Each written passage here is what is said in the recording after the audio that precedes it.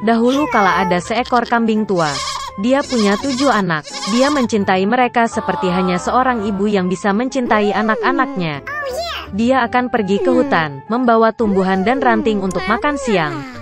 Dia memanggil semua anaknya dan memperingatkan mereka untuk takut pada serigala jahat. Dia sering berpura-pura, tetapi Anda bisa langsung mengenalinya dari suara kasar dan cakar hitamnya. Anak-anak memahami segalanya dan meyakinkan ibu mereka bahwa mereka akan sangat berhati-hati. Kambing tua itu berangkat dengan tenang. Sedikit waktu telah berlalu. Tiba-tiba, seseorang mengetuk pintu dan berteriak dengan suara kasar agar anak-anak segera membukanya. Tetapi anak-anak dari suara kasar itu menyadari bahwa itu adalah serigala. Mereka menjawab bahwa itu bukan suara ibu, suaranya lembut dan kurus, dan suara ini sangat kasar, artinya itu adalah serigala. Kemudian serigala pergi ke pedagang dan membeli kapur besar. Dia memakannya, dan suaranya menjadi tipis. Dia kembali, mengetuk pintu dan dengan suara pelan meminta anak-anak untuk membukanya. Serigala meletakkan cakarnya di jendela dan menunggu.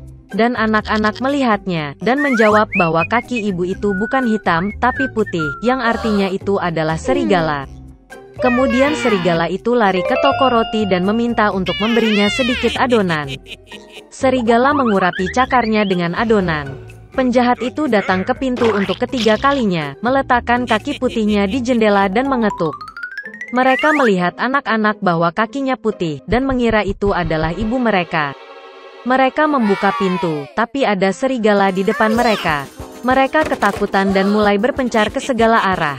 Seorang anak melompat ke bawah meja, yang lain di tempat tidur, yang ketiga di atas kompor, yang keempat ke dapur, yang kelima ke lemari, yang keenam di bawah wastafel, dan yang ketujuh bersembunyi di jam kakek. Tapi serigala menemukan semuanya, membuka rahangnya dan menelan satu persatu. Hanya satu hal yang tidak dia temukan, yang termuda, yang bersembunyi di dalam jam. Setelah makan sampai kenyang, serigala pergi. Dia berbaring di padang rumput hijau di bawah pohon dan tertidur. Segera seekor kambing tua pulang dari hutan. Oh, apa yang dia lihat di sana? Titik-titik. Pintunya terbuka lebar. Meja, kursi, bangku terbalik, wastafel rusak, bantal dan selimut terlempar dari tempat tidur. Dia mulai mencari anak-anaknya, tetapi tidak dapat menemukan mereka dimanapun. Saya memanggil mereka dengan nama, tetapi tidak ada yang menjawab. Dia pergi ke jam, dan sebagai tanggapan ada suara kecil dari anak bungsu. Dia membawanya keluar dari sana, dan dia berkata bahwa seekor serigala datang dan memakan semua orang. Betapa kambing itu menangisi anak-anaknya yang malang. Akhirnya dia meninggalkan rumah, dan kambing termuda mengejarnya. Dia datang ke padang rumput, melihat seekor serigala sedang berbaring di dekat pohon dan mendengkur sehingga dahannya bergetar. Dia menatapnya dari semua sisi dan melihat bahwa di perutnya yang membengkak ada sesuatu yang bergerak dan menggelepar. Dia menduga bahwa ini adalah anak-anaknya, dan sangat bahagia karena mereka masih hidup. Dia menyuruh anak itu lari pulang secepat mungkin dan membawa gunting, jarum dan benang. Kemudian kambing itu memotong perut serigala dengan gunting, dan dari situ seorang anak menjulurkan kepalanya. Dan kemudian yang lainnya melompat keluar, semuanya berenam, dan tidak ada hal buruk yang terjadi pada mereka. Betapa menyenangkannya itu. Mereka mulai memeluk ibu mereka, melompat dan menari. Kemudian kambing tua itu berkata bahwa akan menyenangkan memberi pelajaran pada serigala saat dia masih tidur. Mereka menarik batu dan memasukkannya ke dalam perut serigala.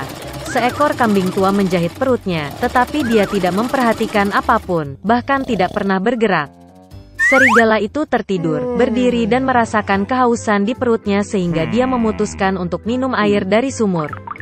Dia nyaris tidak mendekati sumur, membungkuk ke air, dan batu-batu berat menariknya ke dasar sumur.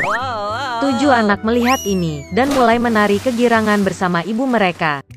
Begitulah cara mereka memberi pelajaran pada serigala jahat. Suatu ketika ada seorang penebang kayu dengan 2 anak dan ibu tiri mereka. Nama anak laki-laki itu Hansel, dan nama anak perempuan itu Gretel. Mereka hidup sangat miskin sehingga terkadang tidak ada yang bisa dimakan. Dan kemudian pada suatu malam dia berbaring di tempat tidur, memikirkan bagaimana memberi makan anak-anak lebih jauh. Istrinya menasihatinya untuk memiliki anak di hutan, menyalakan api, memberikan sepotong roti masing-masing dan meninggalkan mereka di sana, tidak semuanya mati kelaparan. Tapi si penebang kayu tidak setuju.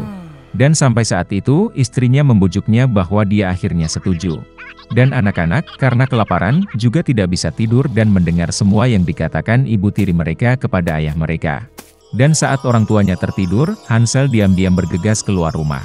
Bulan bersinar terang, dan batu putih berkilauan seperti koin. Hansel mengantongi sebanyak mungkin yang dia bisa. Kemudian dia kembali ke rumah dan anak-anak pergi tidur.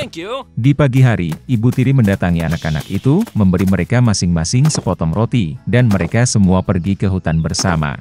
Dalam perjalanan, Hansel melempar batu putih satu persatu. Ketika mereka sampai di tempat terbuka, ayah saya mulai menyalakan api.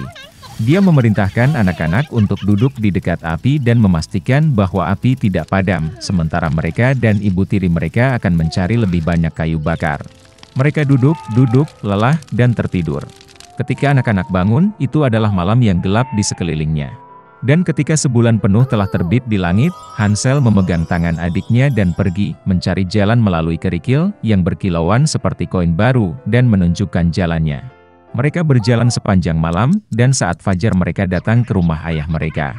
Beberapa waktu berlalu, dan anak-anak kembali mendengar bagaimana ibu tiri suatu malam mulai memohon kepada ayah mereka untuk menyingkirkan anak-anak. Dia menolak, tetapi istrinya tidak mau mendengarkannya. Dia mengutuk dan mengungkapkan segala macam celaan kepadanya. Ketika orang tuanya tertidur, Hansel, seperti yang terakhir kali, ingin mengumpulkan batu, tetapi ibu tirinya mengunci pintu, dan anak itu tidak dapat meninggalkan rumah. Pagi-pagi sekali, anak-anak diberi sepotong roti masing-masing, bahkan lebih sedikit dari waktu sebelumnya. Dalam perjalanan ke hutan, Hansel mencabik-cabik bidak di sakunya dan melemparkan remah-remah itu ke tanah. Ibu tiri membawa mereka lebih jauh ke dalam hutan. Sekali lagi api besar dinyalakan, dan sang ayah memerintahkan anak-anak untuk mengawasi api sementara mereka dan ibu tiri mereka membelah kayu lagi. Saat jam makan siang tiba, Gretel membagikan sepotong rotinya dengan Hansel. Dan mereka tertidur. Kami terbangun saat malam yang gelap tiba. Dan kemudian 1 bulan tiba, dan mereka berkumpul dalam perjalanan, tetapi mereka tidak dapat menemukan satu pun remah-remah, karena ribuan burung beterbangan di hutan telah lama memakan remah-remah itu. Jadi anak-anak berjalan sangat lama, tetapi mereka tidak bisa keluar dari hutan. Tiba-tiba, jalan membawa mereka ke gubuk. Saat mendekat, anak-anak melihat bahwa rumah itu semuanya terbuat dari roti dan biskuit, dan jendelanya terbuat dari gula murni. Hansel mengulurkan tangan dan mematahkan bagian atap, sementara Gretel pergi ke jendela dan mulai menggerogoti jendela. Dan kemudian pintu di gubuk terbuka lebar, dan wanita tua itu keluar, bersandar pada kruk. Hansel dan Gretel sangat ketakutan sampai-sampai mereka melepaskan informasi dari tangan mereka. Dan wanita tua itu baik hati dan mengundang mereka ke gubuknya. Sudah ada banyak makanan di atas meja, susu, kue, apel, dan kacang-kacangan.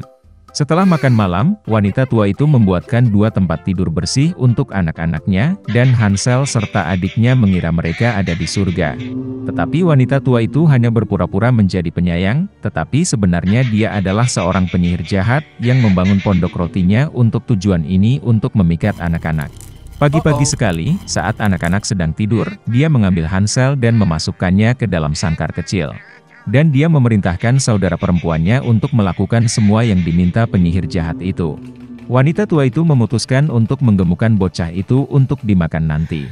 Jadi Gretel mulai memasak makanan paling enak untuk Hansel, dan dia sendiri hanya punya sisa makanan. Beberapa waktu berlalu, dan bocah itu tidak menjadi gemuk. Kemudian wanita tua itu tidak mau menunggu lebih lama lagi, dan memutuskan untuk memasak dan memakan Hansel. Dia memerintahkan Gretel untuk menyalakan kompor dan mengoleskan air.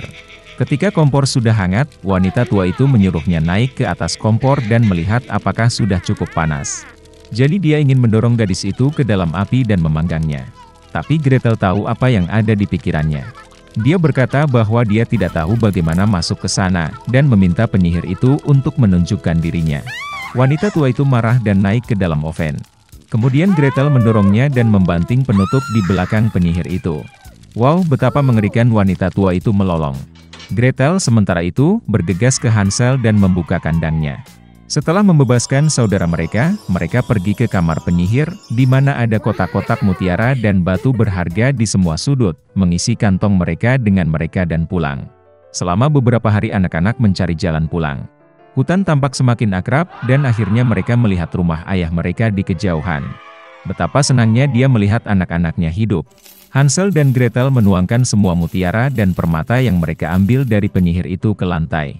Tidak perlu memikirkan tentang makanan. Dan mereka mulai hidup, dan bersuka cita. Dan sang ayah mengusir ibu tiri yang jahat itu keluar rumah.